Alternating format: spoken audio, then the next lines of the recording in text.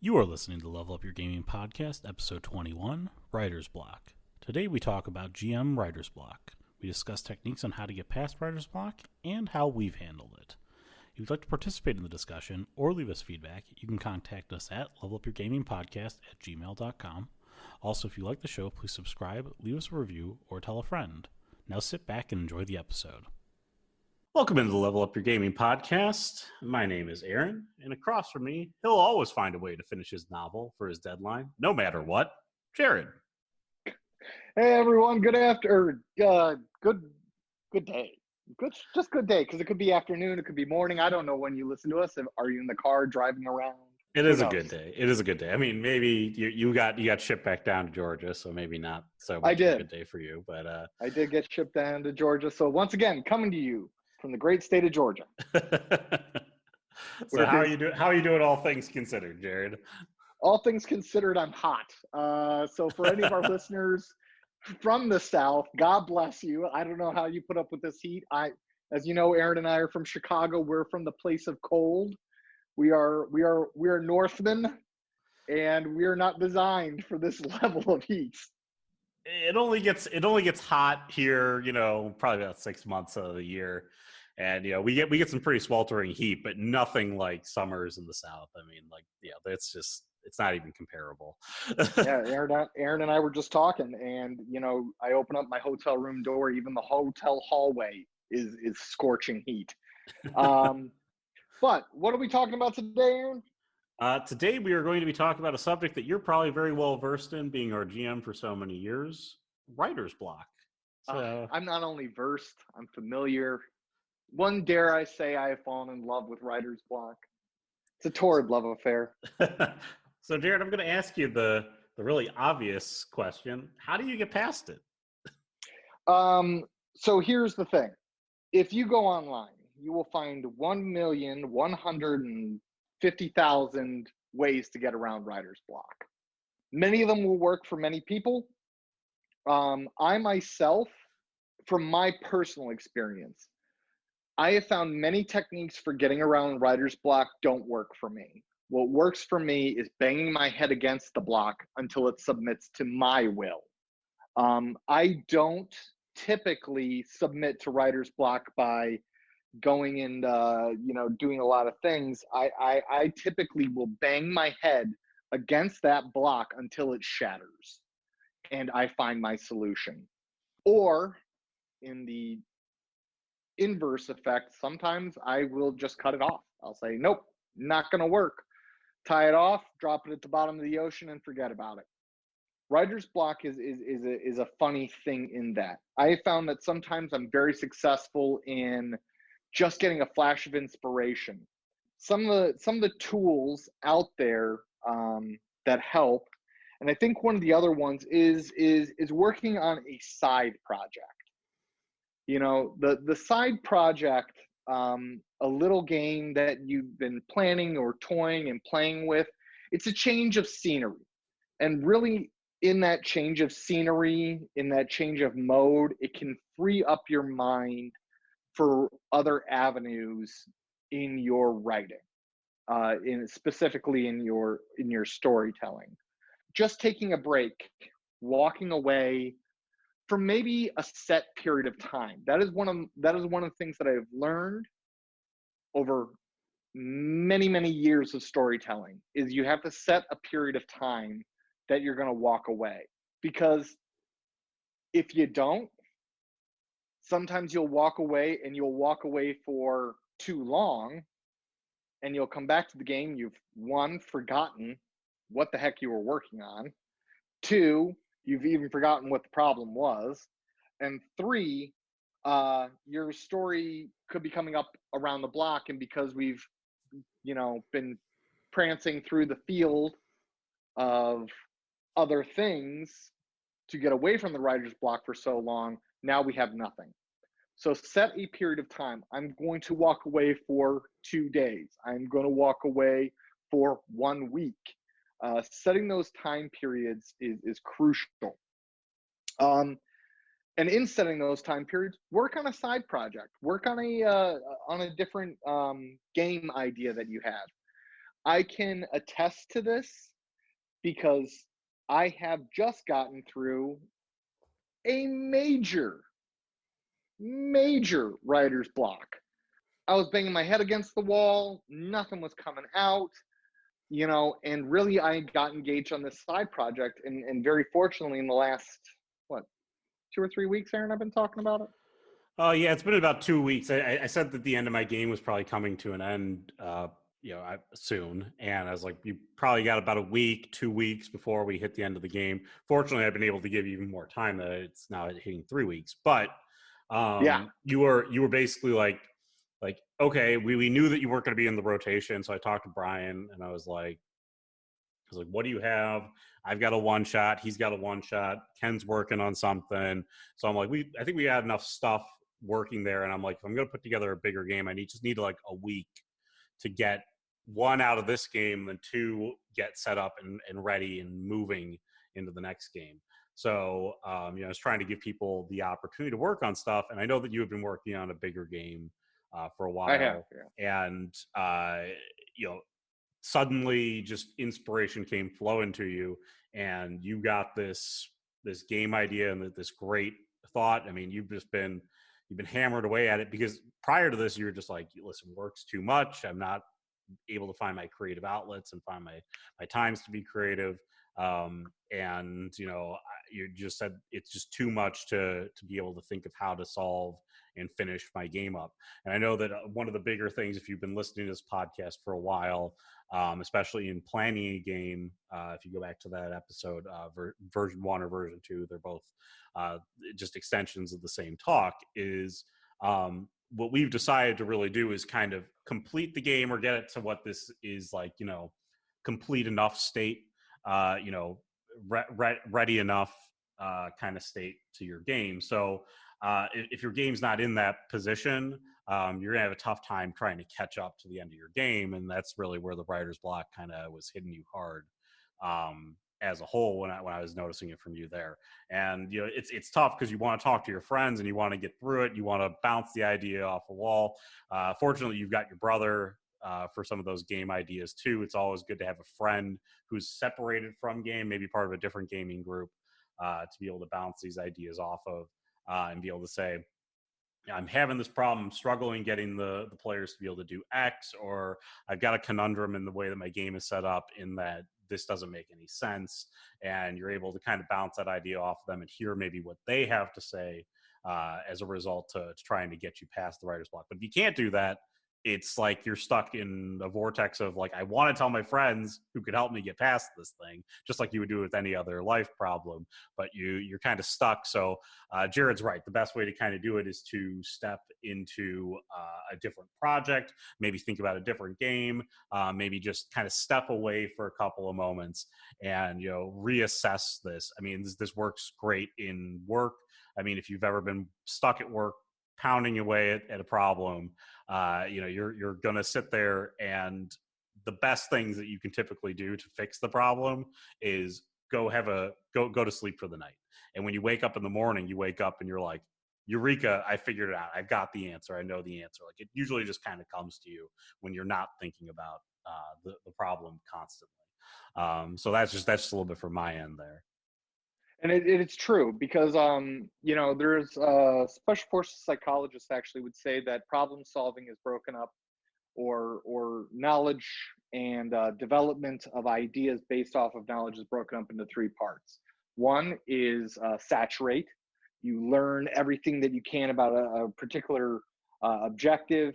The next is incubate, which is you think about it, you ruminate, and then there is illuminate, which is the final one, which is the idea finally comes forth. And with storytelling, it's no different.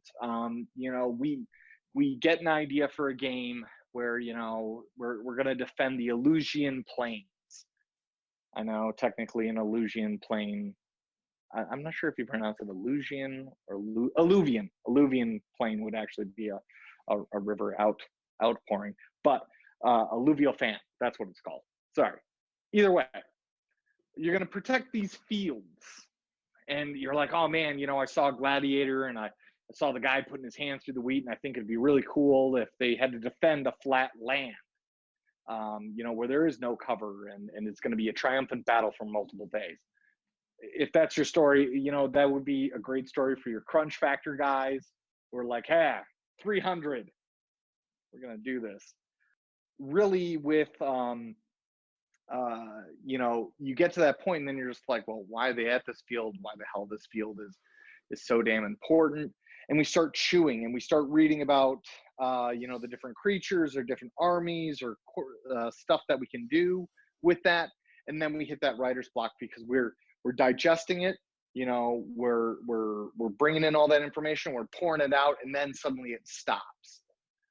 Really, when you hit that stop moment, you can keep trying to break through. You really can. And but on the other point, what you can do is you can do that walk away. I need to recalibrate and I need to rethink. And another form of writer's block, and it's a very unknown form, and actually our friend Brian captured it very in the perfect words. He said, I'm working on this game and then I get an idea for another game and I want to follow that tangent and I get lost over on that tangent, and it's hard to say come back to the point of the whole story. That is another form of writer's block, where we're like, oh, I like this idea more, or I like this idea more, or I like this idea, and we keep trying to grab different things and we don't settle on one, so we don't create a path. And you really got to be careful with that with writer's block. Focus in. When you make a decision on what your game's going to be about, what themes, what settings, what you want to really for it to be about, write those things down. That's a big thing is we need to always be writing things down. And, you can always go back to your foundations or your primers when it comes to that sort of stuff.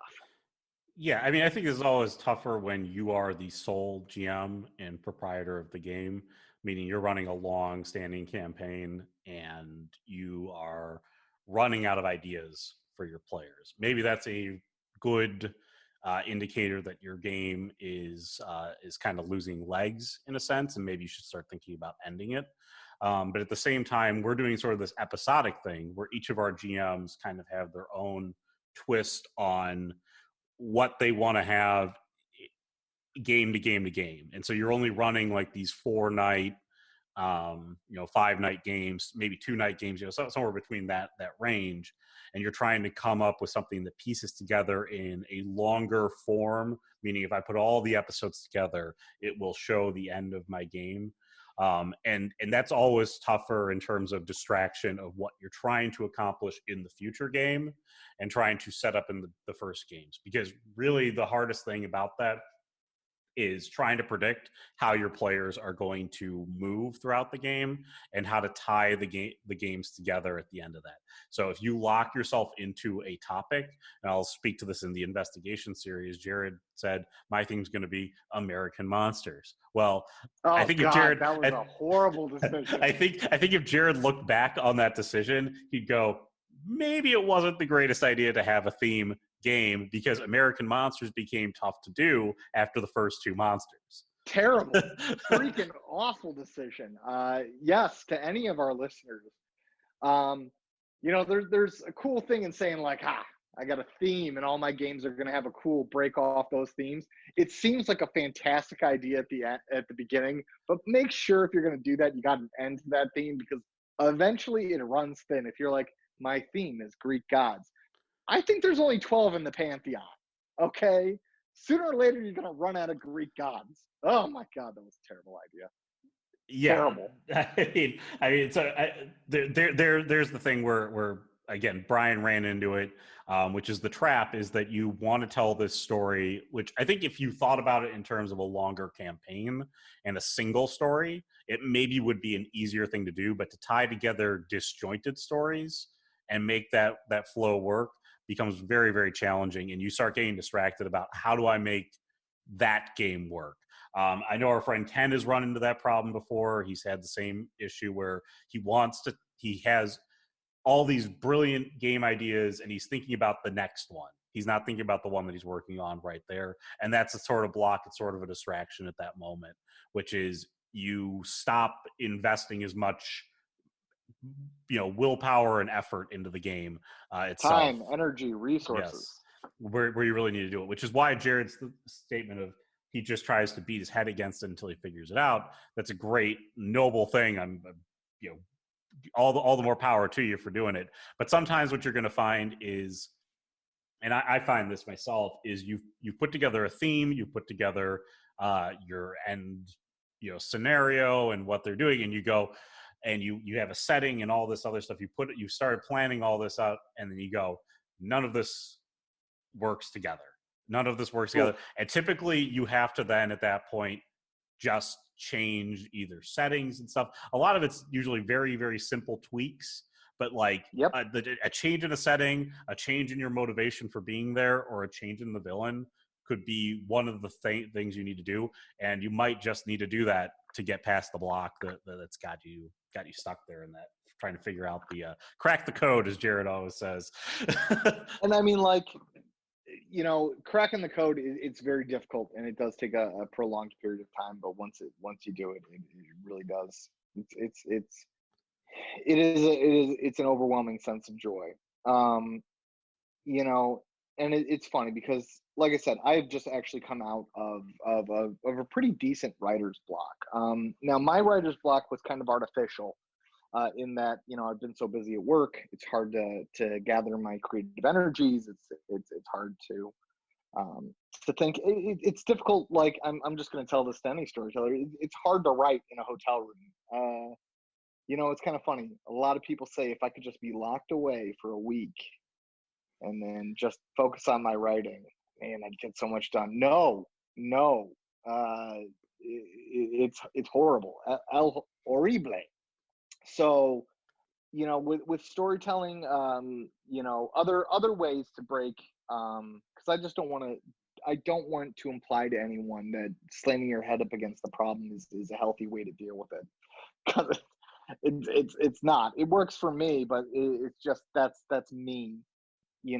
One thing that I have found is helpful in dealing with other issues when I have writer's block is reading short, specifically comic book arcs is something that I do a lot. I'll read, like, for example, Batman, Tower of Babel is a 4-issue comic arc, and I just focus on the single arc, and many of the apps that have comics on them nowadays, actually a lot of them do comic arcs. I don't recommend doing, like, I'm going to read Superman, issues blah, blah, blah through yada, yada, because that takes too long. Or, like, I'm going to start reading a book. Books take okay, I take that back, because, like, my wife and my mom can, like, digest a book in an afternoon. It depends on the type of reader you are. It takes me, so, like, I actually timed my reading because for many of our listeners who don't know, I'm actually extremely dyslexic. Born with it, had to get some special education services to get over my dyslexia, and who'd ever guess, now I make my living writing instructional manuals. Writing as a living for a guy who could barely spell in the second grade. So reading books for me takes about 60 seconds a page. So for me to read a 1,000-page book, we're talking about 1,000 minutes. That's a lot. It's a lot of time that you should be spending actually perspiring on your book. So short story arcs are great. I don't actually recommend TV shows or movies. I know that I gain a lot of theme and ideas from it, but I typically don't use them to try to break my writer's block, because they have an established theme, they have an established genre. TV shows, they might have story arcs, but those story arcs are generally like seasons, and seasons can range between 10 episodes, which could take you 10 hours, or it's 20 episodes that takes you 12 hours because they're half-hour episodes. What I recommend instead is looking at art, different kinds of art. Specifically, I love to look at concept art for movies, video games. One of the great websites that I have found myself on time and time again is ArtStation. Fantastic. I originally did DeviantArt a lot because there are a lot of independent artists on there. But for those of you who aren't into My Little Pony, there's some weird stuff on DeviantArt. I don't know, like it's just, it got a little too weird for me, and I was like, okay, I need to find a little bit more mature thing. So I found myself on ArtStation. Pinterest is fantastic. Now, I know there's probably about 1 million of you guys right now who are laughing. A lot of you girls who are like, yes, I use Pinterest. Guys, you're all out there saying, God, no, Pinterest, that's for girls. They pin stuff for their weddings. No, there's a pin for everything.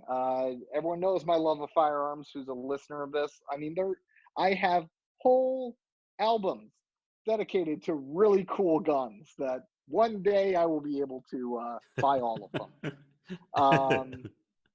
But I have pins in sci-fi. I have pins in fantasy. And the great thing about the randomness of Pinterest is it offers me just cool ideas, just little images. I'm more focused on something called a story image. So story images, instead of just an alien standing in a futuristic hallway, which is great. It might give you an idea about an alien race and might inspire you about that. I'm more focused on the images that are drawn and are literally designed to tell a small story.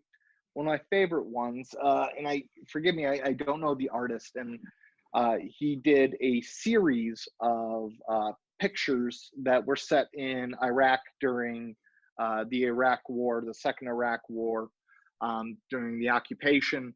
And in each one of his pictures, there's something going on. There's an image. There's a really cool scenario that's playing out, and you wonder, and it gets your brain thinking, and it gets your brain engaging in creativity.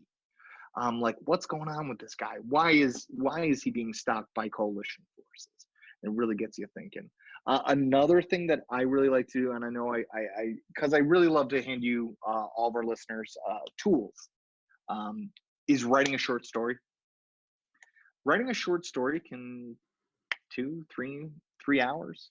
And if you leave it open-ended, episodic, I specifically focus on, I have to admit this a lot, I focus on blurbs that appear to be extracts from other writings. So one of my favorite ones was I wrote what appeared to be an extract from an anatomy book about goblins and how to categorize them. And it was one of my favorite things I've ever written. My wife, who, as most of you might know, is a therapist, so she had to do a lot of medical studies and stuff like that, because her favorite therapy is neurological, cognitive, neurological psychology, the brain. She was like, God, this reads like a science thing, and she's like, and it's about goblins, and it was the craziest thing. But it writing a short story snaps me out of so many writer's block moments. I can't implore to you enough. And don't go for a page length. Don't go for it needs to have a beginning, a middle, and an end. Make it just 2-3 paragraphs. It's a 2-3 paragraph story. The damsel in distress running down an alleyway. Well, why is she running? Let your creative juices flow. And Aaron, I'm not sure if you had, did you take creative writing with me? I think you did. No, I didn't take creative writing with you, I don't think. Oh, in high school, I took creative writing, and I had a wonderful teacher. I'd love to give him a big shout out, but we try to protect everyone's identity. Um, his first name's Chad, um, but he taught us to write for 20 minutes, free write for 20 minutes. That helps brain blocks and writer's blocks. So there's another Yeah. one for you. I mean, I think those are all really good suggestions. Just in the same vein, I find listening to thematic music around the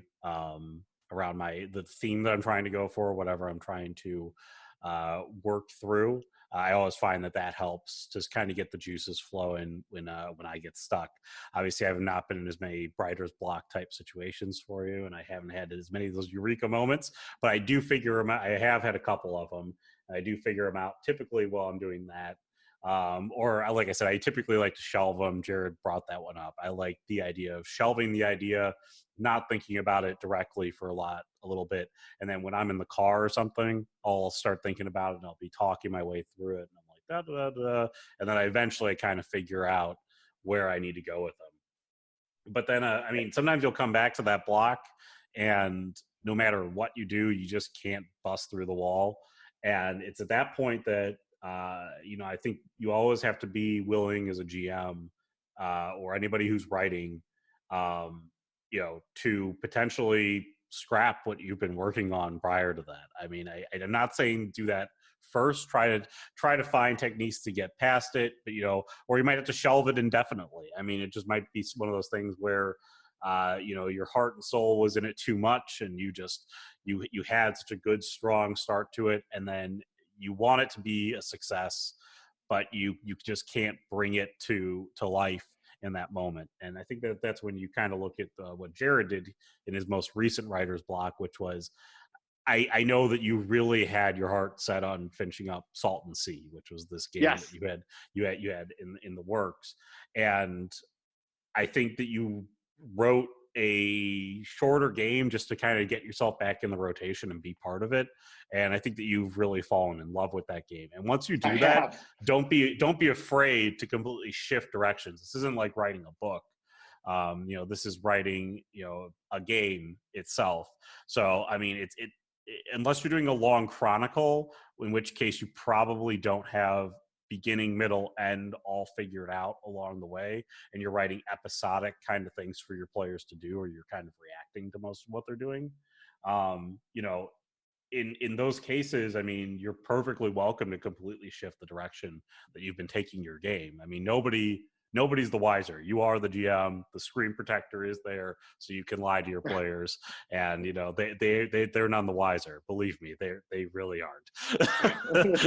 Believe me, they have no idea. And honestly, what Aaron's talking about, if there was like a little tiny book for every story that I came up with, wrote a little bit about, and then cut off, I could fill a library. Okay.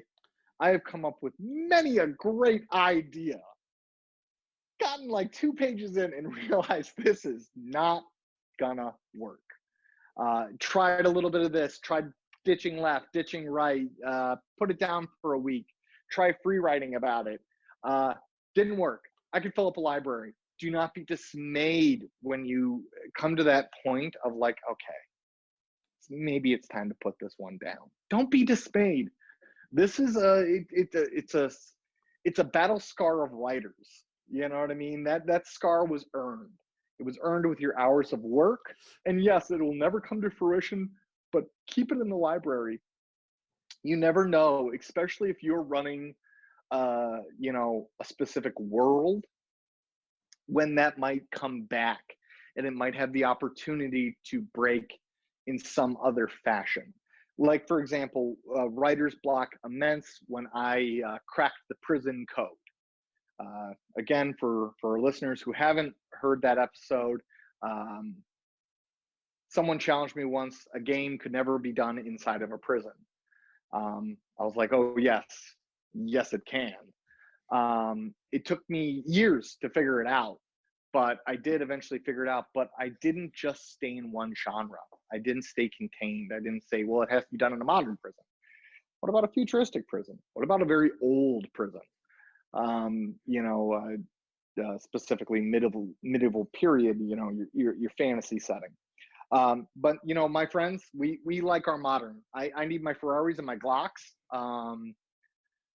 And so I figured it out with modern. But don't be afraid of being a professional storyteller and knowing when to throw in the towel to maybe find other pursuits.